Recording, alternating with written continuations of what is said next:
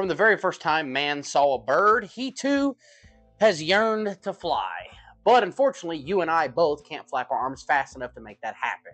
But if history has taught us anything, it's that with enough time, money, and insanity, anything is possible. Today, we're going to be talking about helicopters.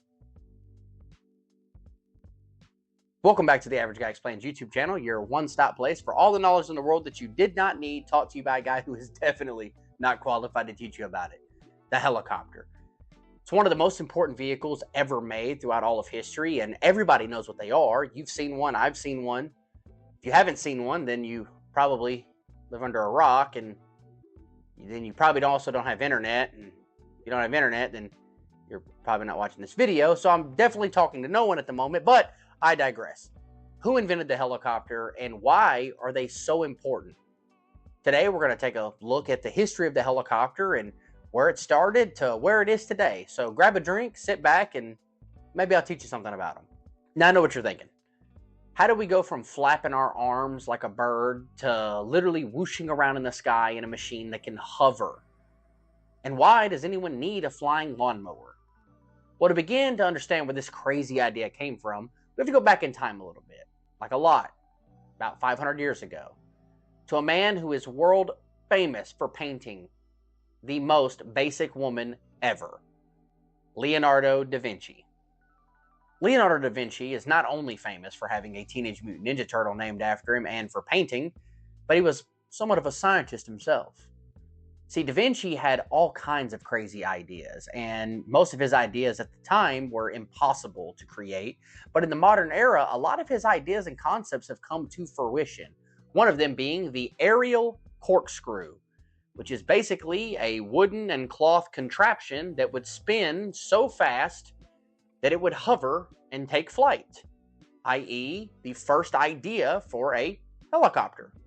Fast forward to the 1900s, and a lot of inventors, including one Thomas Edison, all were trying to create their own interpretation of what a helicopter is, but none of them could actually fly or hover that well.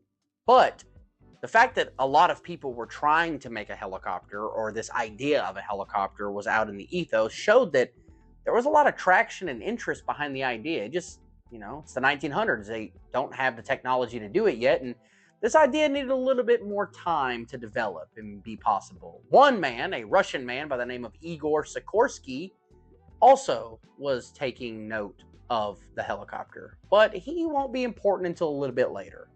Fun fact, going into the 1910s and the 1920s, airplanes were already in full development and production, i.e. World War I biplanes, but some of these ideas found their way over into the helicopter space, and there was quite a few people that were actually mounting rotors to what is essentially an airplane and flying with them, showing that a rotor could potentially generate enough power to fly an aircraft.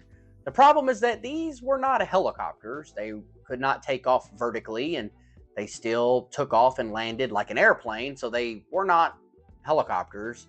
They were something else that is still produced to this day. They were called autogyros. Going into the 1930s, commercial companies as well as the military all sought the need for a vertical takeoff aircraft. They wanted a helicopter. Because you see, airplanes are awesome, but they have a flaw and a drawback in their design. They need a lot of space to take off, and they need a lot of space to land. And they can't stop in midair safely, but a helicopter potentially could. But up until this point, every other design or attempt at the helicopter was nothing more than a flying lawnmower death machine that would take off and crash, potentially killing everyone involved. But in 1939, Igor Sikorsky, remember, I said he'd be important, finally did it. He created what is by modern standards the first helicopter ever, the VS-300. Now, don't get me wrong, this thing is still a death trap, but it could take off vertically, it could fly, and it could land, all while being controlled. So finally, after hundreds of years of ideas, designs, failures, horrific tragedies, the helicopter was here. Now, going into the future, the design of the helicopter was going to get a bit more deadly. And believe me, that was by design. Fun fact, military helicopters actually made their debut in World War II. The American government, utilizing the Sikorsky R-4 helicopter, flew combat missions as well as recon missions over occupied Burma. They also performed the first medevac operation using a military helicopter, and all of this occurred during World War II. By 1946, helicopters were approved for civilian use in the United States of America, and a company called Bell Aircraft began producing civilian model helicopters and selling them to the general public. But that's boring, so let's get to where helicopters start getting awesome. See, in the 1960s, there was a war going on in East Asia called the Vietnam War. Maybe you heard of it. And America was very invested in the Vietnam War. See, the Vietnam War was nicknamed the Helicopter War for a reason. See, Vietnam is an agrarian country, a lot of jungle, not a lot of roads. So, when you're in a war, how do you rapidly deploy troops when you can't drive vehicles to half the country? Well, simple. You clear a landing zone and you use your new vertical takeoff and landing vehicle, and you land a helicopter there. This changed the entire way that military started thinking about how to rapidly mobilize troops. Air assault tactics were born in Vietnam because you could fly troops in fast, land, let them off, load up wounded troops, and fly them back. This helped reduce casualties in the war, as well as allowed you to rapidly deploy troops. Some of the rock stars of the Vietnam War were the Bell UH-1 Huey, the Bell AH-1 Cobra, and the Boeing CH-47 Chinook. Fun fact, it was a long-standing official policy and tradition to name U.S. helicopters after Native American tribes. Now, while this has been officially disbanded, the tradition still stands to this day.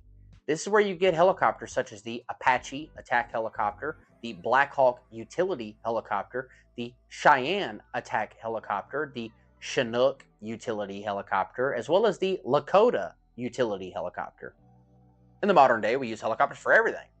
From flying ambulances that swoop in and save people's lives, to firefighters using helicopters to drop water on wildfires, to police chasing bad guys in stolen Dodge Charger Hellcats, to an instrument to kill the greatest basketball player of all time. R.I.P. Kobe. See, helicopters changed our lives, and now with the advent of drones, which are basically just little baby helicopters, who knows what they're going to be used for next? I'm sure that we're not too far off from having your pizza delivered to you by a helicopter or a little baby drone instead of a awkward college student who has a nice herbal aroma about him coming up to your house. The future of helicopters is obviously very bright and prosperous, and with the advent of drones, almost limitless. Now, that being said, I'm not going to be the first customer for Uber's new helicopter program, nor the second. But I am interested to know where helicopters are going to go and where they could take us. Hopefully to space, because mooncopters sound pretty awesome. And if that's not already trademarked, then I trademarked it. It's mine. Thank you very much. But I believe this wraps up our video on helicopters and how we went from Da Vinci's spinning wooden top of death to modern day drones delivering your Amazon packages to your front door. So I hope you learned something. Maybe you did, maybe you didn't. I don't know. Let me know. Would you buy into a pizza delivery drone franchise? And do you think drones are going to replace modern day helicopters? Let me know down in the comments. As always, I appreciate your time. Thank you to everyone that has subscribed. And if you haven't already, go ahead. It doesn't cost anything. Leave me a like, leave me a comment. Let me know future video ideas. I truly appreciate everybody for taking time out of their day to watch these videos. And until then, I'll catch you on the next one. Take care.